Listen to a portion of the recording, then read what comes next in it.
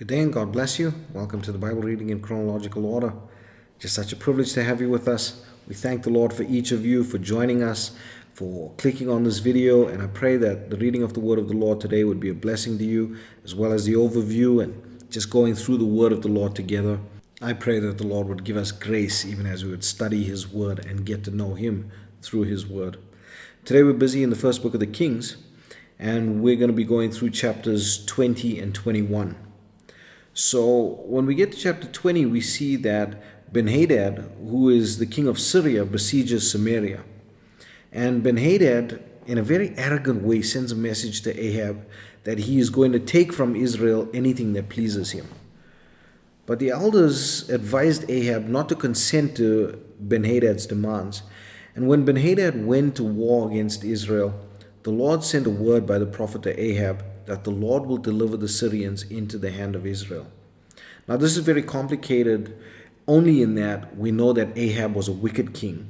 And how do we see that the Lord is going to deliver the Syrians into the hand of Ahab? Well, the thing is, the northern kingdom might have rebelled against the Lord. And King Ahab might have been a wicked king. Yes, we know that those two things are true. But the Lord was still the God of Israel. And the Lord was still going to prove himself to the other nations through Israel. And so the Syrians were slain, both in the mountains and in the plains. And look at the way this is written. Look at the way that this history is being told here. That it was only through the Lord that Israel had won this battle. Now Ben-Hadad, overcome, he pleads with Ahab for his life. And Ahab makes a covenant with him and sends him away. But this displeased the Lord. And a prophet of the Lord reproves Ahab and prophesies the death of Ahab because he left Ben-Hadad alive. The Lord delivered the Syrians into the hand of Israel. He delivered the king of Syria into the hand of Ahab. And Ahab makes a covenant with him, makes a league with him, and then sends him on his way. And that's not what the Lord had instructed. The Lord wanted the Syrians to be utterly destroyed in this. And then we get to chapter 21. And in chapter 21, we see that Naboth refuses to sell his vineyard to Ahab. And when Ahab goes crying to Jezebel about the matter, she conspires against Naboth and causes him to be stoned. Now with that, the land was free for Ahab to take to himself. And he supposedly got what he desired, right? Well, actually, this was just the final straw in the wicked reign of Jezebel. And so we see that Elijah comes and prophesies against them and tells of their gruesome deaths and the ending of the line of Ahab. But Ahab, in a last-ditch effort, he humbles himself before the Lord, fearful of what the Lord is going to do to him, fearful of the prophecy that came through Elijah about the destruction of Ahab's line. And when he humbles himself before the Lord, in a grace and mercy that, frankly, I just don't understand, he stays the punishment to the days of Ahab's son. So he says that these things will not happen in Ahab's days because he humbled himself before the Lord. And these things will happen in the time of Ahab's son. Now, I don't understand this at all. Just in a very real and a very human sense. How does God, who is a just God, who is a mighty God, who is a God that can just wipe all his enemies off the scene in one go, have so much mercy and grace for a wicked people, for a people that have turned themselves away from him? It really boggles my mind. And yet this is the love and the tender mercies of a true and a living God. And I pray that today this would be a lesson to us, that we would come to the Lord in the fear of the Lord, humbling ourselves before him, because there is nothing that he won't do if we come to him with the right heart. I'm going to leave it there today. I pray that the Lord would bless you and keep you. May his face shine upon you. May he give you peace. God bless you as you enjoy the reading of the word today. Chapter 20. And Ben-Hadad the king of Syria gathered all his host together. And there were 32 kings with him, and horses and chariots. And he went up and besieged Samaria, and warred against it. And he sent messengers to Ahab king of Israel into the city, and said unto him, Thus saith Ben-Hadad, Thy silver and thy gold is mine, thy wives also and thy children, even the goodliest, are mine. And the king of Israel answered and said, My lord, O king, according to thy saying, I am thine, and all that I have. And the messengers came again and said, Thus speaketh Benhadad, saying, Although I have sent unto thee, saying, Thou shalt deliver me thy silver and thy gold, and thy wives and thy children, yet I will send my servants unto thee tomorrow about this time, and they shall search thine house, and the houses of thy servants. And it shall be, that whatsoever is pleasant in thine eyes, they shall put it in their hand, and take it away. Then the king of Israel called all the elders of the land and said, Mark, I pray you, and see how this man seeketh mischief. For he sent unto me for my wives and for my children, and for my silver and for my gold, and I denied him not. And all the elders and all the people said unto him, Hearken not unto him, nor consent. Wherefore he said unto the messengers of Benhadad, Tell my lord the king, all that thou didst send for to thy servant at the first I will do, but this thing I may not do. And the messengers departed and brought him word again. And Benhadad sent unto him and said, The gods do so unto me, and more also, if the dust of Samaria shall suffice for the handfuls of all the people that follow me. And the king of Israel answered and said, Tell him, let not him that girdeth on his harness boast himself as he that putteth it off. And it came to pass, when Benhadad heard this message as he was drinking, he and the kings in the pavilions, that he said unto his servants, Set yourselves in array. And they set themselves in array against the city. And behold, there came a prophet unto Ahab king of Israel, saying, Thus saith the Lord, Hast thou seen all this great multitude? Behold, I will deliver it into thine hand this day, and thou shalt know that I am the Lord. And Ahab said, By whom? And he said, Thus saith the Lord, even by the young men of the princes of the provinces. Then he said, Who shall order the battle? And he answered, Thou. Then he numbered the young men of the princes of the provinces, and they were 232. And after them he numbered all the people, even all the children of Israel, being 7,000. And they went out at noon. But Benhadad was drinking himself drunk in the pavilions, he and the kings, the 32 kings that helped him. And the young men of the princes of the provinces went out first, and Benhadad sent out, and they told him, saying, There are men come out of Samaria. And he said, Whether they be come out for peace, take them alive. Or whether they be come out for war, take them alive. So these young men of the princes of the provinces came out of the city, and the army which followed them. And they slew every one his man, and the Syrians fled, and Israel pursued them. And Benhadad the king of Syria escaped on an horse with the horsemen. And the king of Israel went out and smote the horses and chariots, and slew the Syrians with a great slaughter. And the prophet came to the king of Israel and said unto him, Go, strengthen thyself and mark, and see what thou doest. For at the return of the year the king of Syria will come up against thee. And the servants of the king of Syria said unto him, Their gods are gods of the hills. Therefore they were stronger than we. But let us fight against them in the plain, and surely we shall be stronger than they. And do this thing, take the kings away, every man out of his place, and put captains in their rooms. And number thee an army, like the army that thou hast lost, horse for horse, and chariot for chariot, and we will fight against them in the plain, and surely we shall be stronger than they.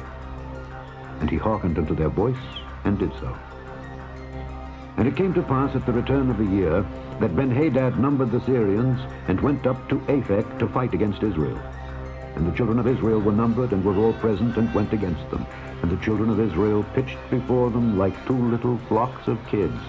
But the Syrians filled the country.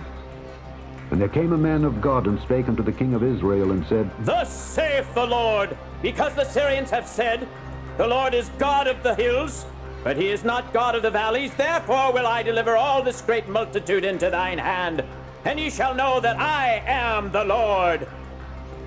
And they pitched one over against the other 7 days.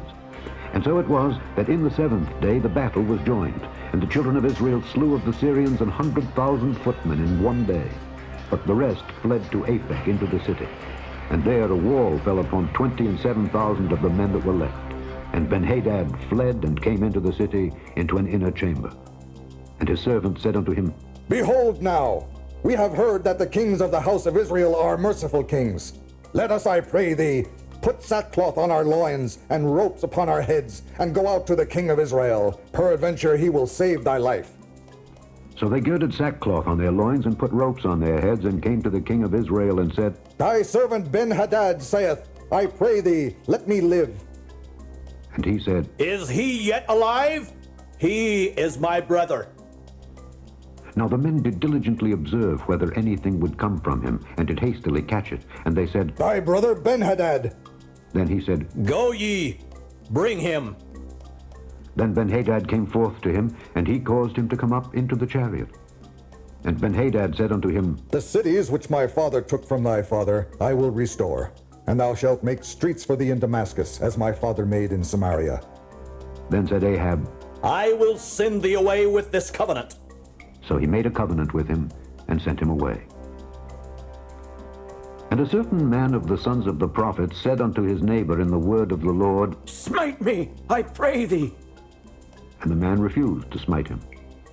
Then said he unto him, Because thou hast not obeyed the voice of the Lord, behold, as soon as thou art departed from me, a lion shall slay thee.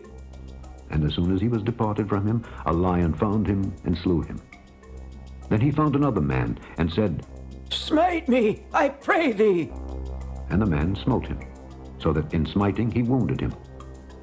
So the prophet departed, and waited for the king by the way, and disguised himself with ashes upon his face. And as the king passed by, he cried unto the king, and he said, Thy servant went out into the midst of the battle, and behold, a man turned aside, and brought a man unto me, and said, Keep this man. If by any means he be missing, then shall thy life be for his life, or else thou shalt pay a talent of silver. And as thy servant was busy here and there, he was gone. And the king of Israel said unto him, So shall thy judgment be. Thyself hast decided it. And he hasted and took the ashes away from his face. And the king of Israel discerned him that he was of the prophets. And he said unto him, Thus saith the Lord, because thou hast let go out of thy hand a man whom I appointed to utter destruction, therefore thy life shall go for his life, and thy people for his people. And the king of Israel went to his house heavy and displeased, and came to Samaria. Chapter 21. And it came to pass after these things, that Naboth the Jezreelite had a vineyard, which was in Jezreel, hard by the palace of Ahab king of Samaria.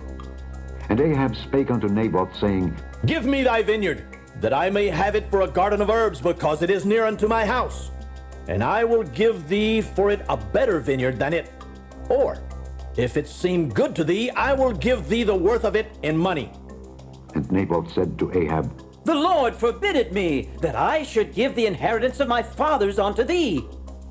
And Ahab came into his house heavy and displeased, because of the word which Naboth the Jezreelite had spoken to him. For he had said, I will not give thee the inheritance of my fathers. And he laid him down upon his bed, and turned away his face, and would eat no bread. But Jezebel his wife came to him, and said unto him, Why is thy spirit so sad that thou eatest no bread? And he said unto her, Because I spake unto Naboth the Jezreelite, and said unto him, Give me thy vineyard for money, or else, if it please thee, I will give thee another vineyard for it. And he answered, I will not give thee my vineyard. And Jezebel his wife said unto him, Dost thou now govern the kingdom of Israel? Arise and eat bread, and let thine heart be merry. I will give thee the vineyard of Naboth the Jezreelite. So she wrote letters in Ahab's name, and sealed them with his seal, and sent the letters unto the elders and to the nobles that were in his city, dwelling with Naboth. And she wrote in the letter, saying, Proclaim a fast, and set Naboth on high among the people. And set 2 men, sons of Belial, before him, to bear witness against him, saying, Thou didst blaspheme God and the king. And then carry him out, and stone him, that he may die. And the men of his city, even the elders and the nobles who were the inhabitants in his city, did as Jezebel had sent unto them, and as it was written in the letters which she had sent unto them. They proclaimed a fast, and set Naboth on high among the people. And there came in 2 men, children of Belial, and sat before him. And the men of Belial witnessed against him, even against Naboth, in the presence of the people, saying, Naboth did blaspheme God. And the king. Then they carried him forth out of the city, and stoned him with stones, that he died. Then they sent to Jezebel, saying, Naboth is stoned and is dead. And it came to pass, when Jezebel heard that Naboth was stoned and was dead, that Jezebel said to Ahab, Arise, take possession of the vineyard of Naboth the Jezreelite, which he refused to give thee for money. For Naboth is not alive, but dead. And it came to pass, when Ahab heard that Naboth was dead, that Ahab rose up to go down to the vineyard of Naboth the Jezreelite to take possession of it. And the word of the Lord came to Elijah the Tishbite, saying, Arise, go down to meet Ahab king of Israel, which is in Samaria. Behold, he is in the vineyard of Naboth, whither he is gone down to possess it. And I shall speak unto him, saying, Thus saith the Lord, Hast thou killed, and also taken possession? And I shall speak unto him, saying, Thus saith the Lord, In the place where dogs licked the blood of Naboth, shall dogs lick thy blood, even thine. And Ahab said to Elijah, Hast thou found me, O mine enemy? and he answered, I have found thee, because thou hast sold thyself to work evil in the sight of the Lord. Behold, I will bring evil upon thee, and will take away thy posterity, and will cut off from Ahab him that pisseth against the wall, and him that is shut up and left in Israel, and will make thine house like the house of Jeroboam, the son of Nebat, and like the house of Baasha, the son of Ahijah, for the provocation wherewith thou hast provoked me to anger, and made Israel to sin. And of Jezebel also spake the Lord, saying, The dog shall eat Jezebel by the wall of Jezreel. Him that dieth of Ahab in the city the dogs shall eat, and him that dieth in the field shall the fowls of the air eat. But there was none like unto Ahab, which did sell himself to work wickedness in the sight of the Lord, whom Jezebel his wife stirred up. And he did very abominably in following idols, according to all things as did the Amorites, whom the Lord cast out before the children of Israel. And it came to pass, when Ahab heard those words, that he rent his clothes, and put sackcloth upon his flesh, and fasted, and lay in sackcloth, and went softly. And the word of the Lord came to Elijah the Tishbite, saying, Seest thou how Ahab humbleth himself before me? Because he humbleth himself before me, I will not bring thee evil in his days, but in his son's days will I bring thee evil upon his house.